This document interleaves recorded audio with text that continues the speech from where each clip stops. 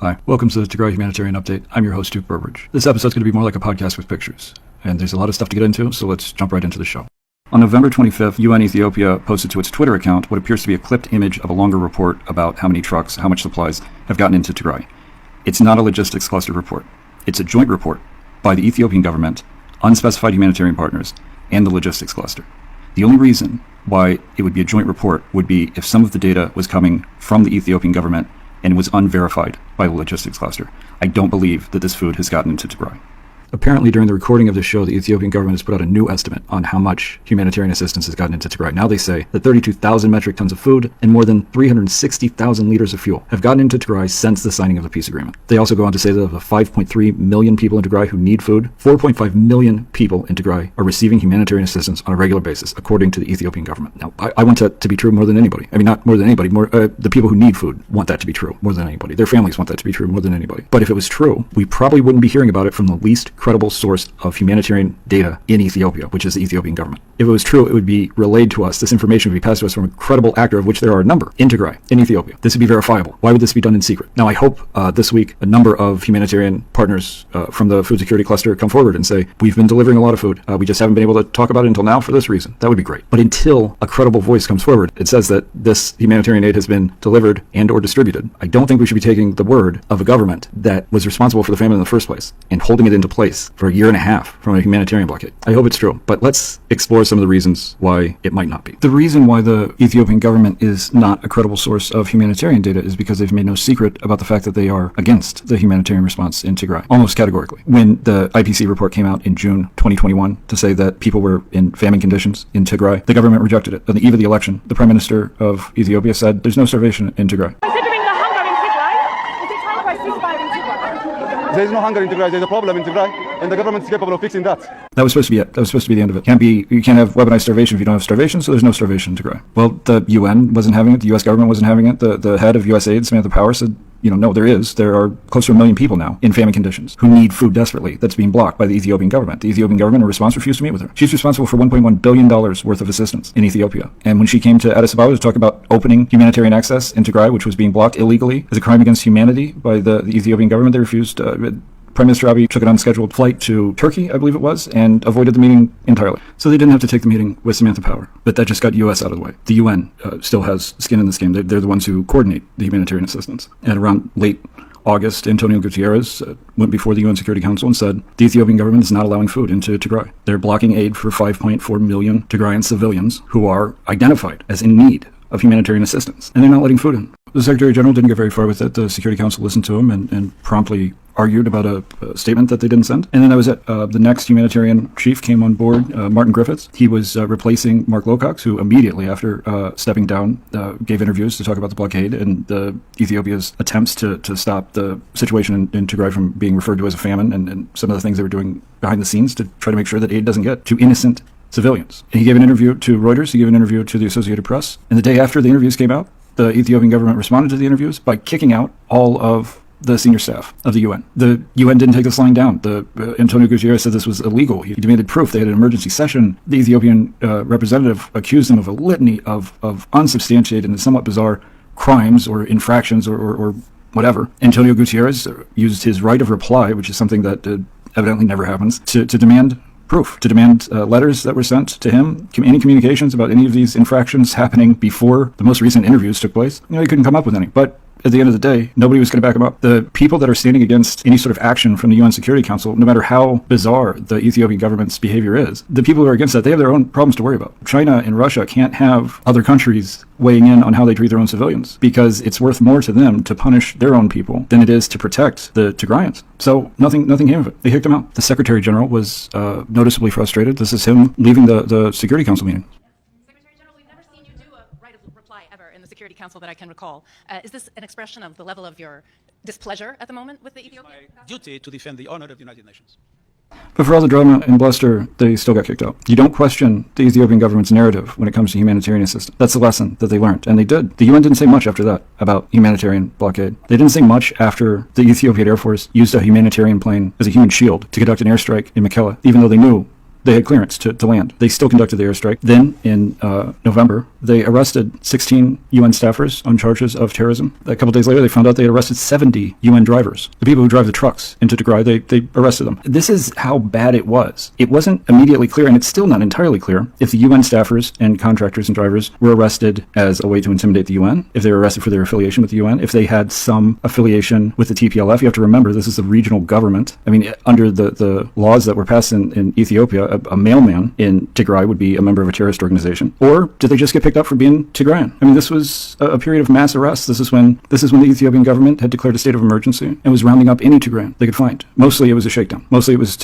for their relatives, either in Ethiopia or in the diaspora, to bail them out, get a couple $100. Of course, when they found out that they had UN contractors, they had to, charge them with something. Eventually, the charges were dropped. The staffers and the contractors were released from detention, unlike thousands, tens of thousands of Tigrayans who were just left in concentration camps to rot. But yeah, it didn't get any better. And if you look at the traffic of humanitarian assistance into Tigray following that episode, you'll see that it doesn't improve much. They got it started back up a little bit for November and the first 2 weeks of December, but then they just completely blocked it. And it stayed blocked for 3.5 months while people starved. Well, the World Food Program put out a food security assessment that found that 83% of the population were food insecure. 83%, severe or moderately food insecure. They didn't find a single woman who was food secure. Their entire sample, the entire female population that they sampled, every single one of them were either severe, moderately, or marginally food insecure, and very few were marginally. They knew that they didn't have fuel to distribute aid. That was gone as of October 18th. That time had passed. They were already borrowing fuel from local population, the TPLF, although that became controversial. But they didn't let fuel in. They didn't let food in. But they left it this way. They left Tigray frozen in starvation while they withheld food, while they withheld aid. And you didn't hear anything from the UN about it. Of course, in April, they allegedly opened up the supply corridors for humanitarian aid, but that didn't really work. They increased the amount of trucks that were able to get into Tigray incrementally, very slowly. After about 200 trucks that got in by May, Ambassador Power had enough. She testified before U.S. Congress and was unflinching in her criticism of what the Ethiopian government was doing. The fact that in Ethiopia, there are warehouses upon warehouses filled with food, where the only thing standing in the way of feeding starving people and malnourished children is a denial of access by government forces, that cannot stand. It couldn't stand before, and it cannot stand now. So I don't think we are propping up. I think we are pressing the government. There's been the most modest of progress with 200 trucks getting in, as you probably know, since you've been tracking it so closely, since the humanitarian truce was declared. But we need 500 trucks a week. So they needed 500 trucks a week. And it looks like they finally got them. For 1 month in June, they were getting about 500 trucks a week. That soon tapered off. Anyway, in June, they didn't have the fuel to dispatch the food. They could do small truckloads here and there, but they couldn't dispatch it the way they needed to. It wasn't until August that they could actually mount an effective response. It wasn't until September that you really saw the numbers increase as far as distribution goes. At 3.2 million people got food in Tigray in September. That was the best month they'd had in 2 years. Of course, that's immediately before they shut down humanitarian access again. On the 23rd, the government stopped authorizing humanitarian convoys. On the 24th, the fighting resumed. And so that brings us to where we are now. So let's look at what happened September 2022. This was the best month as far as food distribution goes in the past 2 years in Tigray. 3.2 million people got food rations. That was a wonderful thing. It was confined to a small number of districts, though. Not everybody. It wasn't distributed to every district. Now, this is okay in a normal food distribution round, because if you miss districts 1 week or 1 month, then you can get them in the beginning of the next month. But of course, September was the only month in the past 2 years that could be considered normal from a food distribution perspective. This is the only time that they came close to hitting their target. They have to hit 5.4 million people every 6 weeks, which means that you need to hit about 3.5 million in the first month. So they got food to some people. A lot of people got absolutely no food. You look at October, the next month, you can see that food distribution has completely fallen off the table. This is where the impact of the blockade that was started, the full ban on food, fuel, medicine, anything getting into Tigray. When that started in August 23rd, it took until about October for that to really hit and stop food distribution. You can see that the only places that got food are the capital, where they had to start dumping food because they didn't have any fuel to send it anywhere. And then there was areas in the northwest zone where they were able to dispatch a convoy before the Eritrean Ethiopian government shut down the highways out west, and they were able to get food to newly displaced families. This was not the full 6-week ration. This wasn't a 3-commodity food basket the way they usually distribute it. This was a sack of wheat and a nutritional supplement. It was not going to, it wasn't intended to last for 6 weeks. It was intended to last for 2 or 3 weeks. So this really shows that the food distribution has essentially ground to a halt again in October. It ground to a halt in January. It's grinding to a halt again in October. Round 1 of food distribution ended in Tigray on October 26th, or at least that was the last time they put out an update. You can see 2 things really jump out. 1 is that there's a number of districts that didn't receive any food. 2 is that the distribution in the Western Zone is not confirmed. It's only confirmed by the Ethiopian government. This didn't used to make it into the food distribution reports. Now it does, and it's unclear why they changed their policy on that. That has not been confirmed by the food cluster. But you see that there's a lot of places that didn't get food. Also on that day was the first update for the new round 2 of 2022. These are supposed to be 6-week rounds, by the way. These are lasting for months and months. And you can see why. In the first week of round 2, they have food that's been positioned in certain districts of Tigray. Now it's unclear if that food still exists or if that food was stolen by Eritrean or Ethiopian militaries that came through those areas since then. But for the sake of accounting, they did distribute food to those, or they dispatched food to those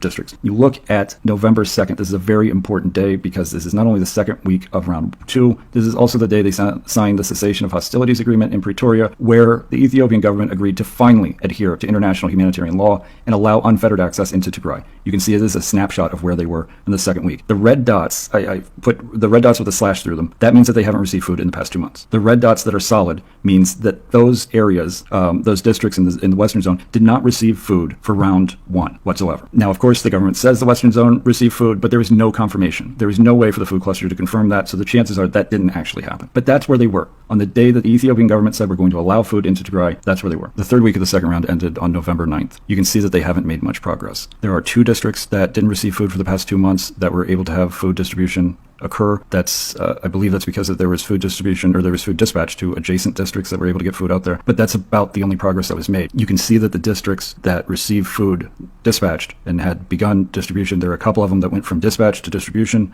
but that's about it. There aren't any new districts except for those 2 that were mentioned that started the food distribution round. This is particularly the case in the northwestern, central, and western zones where you just don't see any movement whatsoever. Now, if you look at the latest week, the latest food distribution update from the food cluster, there's still not much happening. There are districts that had food dispatch that are now distributing food, but you can see where that ends. That does not happen anywhere west of the middle of the central zone. That doesn't happen at all in the northwestern zone. Of course, it's not happening in the western zone. This is when you started to see Twitter posts about food distribution in cities in the northwest zone, 1 city in the northwest zone, 1 city in the southern zone, only about 20 kilometers into Tigray. This is as far as they've gotten. But in those reports, they did say that in the southern zone, the food was being not just distributed in Almada, but also in the adjacent district, which is great because they didn't get food at all in the first round. As of November 16th, we are 4 weeks into the food distribution round 2. You can see that 0% of the people in the northwestern zone have gotten food, 0% of the people in the western zone have gotten food, 2% of the people in the southern zone have gotten food, 5% in the central zone. These are areas that desperately need food. 100% of Mekelle has gotten food. That's a big deal. There are a lot of people in Mekelle that need food. There are a lot of newly displaced families in Mekelle that have fled violence, Eritrean, Ethiopian forces. So it's wonderful that they're getting food. It's wonderful that there are areas in the southeastern zone that are getting food. But the big problem is that anywhere in the eastern zone that is under threat of Eritrean forces, they're not getting food. They're not getting food throughout the central zone, and they're not getting any food in the northwestern zone. This is collectively several million people who aren't getting food distribution, who are known to be in need of humanitarian assistance, and they are known to have not received humanitarian assistance for the past couple of months. So these people are at their end. They are at their last stand as far as surviving this famine. And this is unforgivable. It is unforgivable that there are millions of people in the zones that survived the war, that survived until the peace process was able to deliver a cessation of hostilities agreement, until the Ethiopian government finally agreed to unhindered food access, unhindered humanitarian access into Tigray, that they survived all of that. And now they're still starving. They're still starving 2 weeks after that agreement was signed. That's unforgivable because there are more than 100,000 metric tons of food, more than 120,000 metric tons of food in Ethiopia in the hands of humanitarian agencies that could be delivering food to Tigray, but they're being stopped from delivering food to Tigray. This is a hindrance that is not supposed to be still happening, but it is, as you can see. There's no way that round 2 is going to end on time, and if it keeps up at this pace, who knows what's going to happen. When you're looking at 2%, 5%, 0% getting food out in these areas that desperately need it, we're still stuck. We're still frozen. This isn't supposed to still be happening, but it is.